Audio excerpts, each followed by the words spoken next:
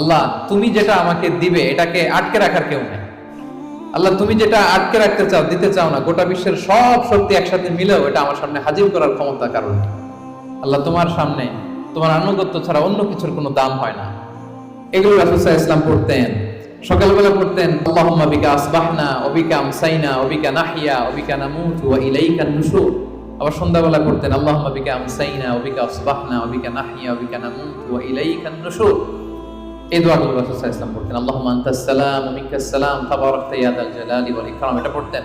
ফজরের সালাতের পর একটা বিশেষ দোয়া পড়তেন আল্লাহুম্মা ইন্নী আসআলুকা ইলমান নাফিআ ওয়া রিজকান তাইয়্যিবা ওয়া আমালান মুতাকাব্বালা। আল্লাহ আপনার কাছে আমি উপকারী জ্ঞান চাই, আল্লাহ আপনার কাছে আমি পবিত্র রিজিক চাই, আল্লাহ আপনার কাছে আমি কবুলযোগ্য আমল চাই। এই দোয়াগুলো রাসূল সাল্লাল্লাহু আলাইহি ওয়াসাল্লাম পড়তেন। প্রত্যেক ফরজ সালাতের পরে 33 বার সুবহানাল্লাহ, 33 বার আলহামদুলিল্লাহ, 33 বার আল্লাহু আকবার, সবশেষে মিলাতেন এই বলে লা ইলাহা ইল্লাল্লাহ ওয়াহদাহু লা শারীকা লাহু লাহুল মুলকু ওয়া লাহুল হামদু ওয়া হুয়া আলা কুল্লি শাইইন কাদির। এই দোয়াটা লা ইলাহা ইল্লাল্লাহ ওয়াহদাহু লা শারীকা লাহু, বিষ্ণু বলেন এটা আরাফার দিনের শ্রেষ্ঠ দোয়া। এই দোয়া আমি আমার আগের সব নবীরা পড়েছি।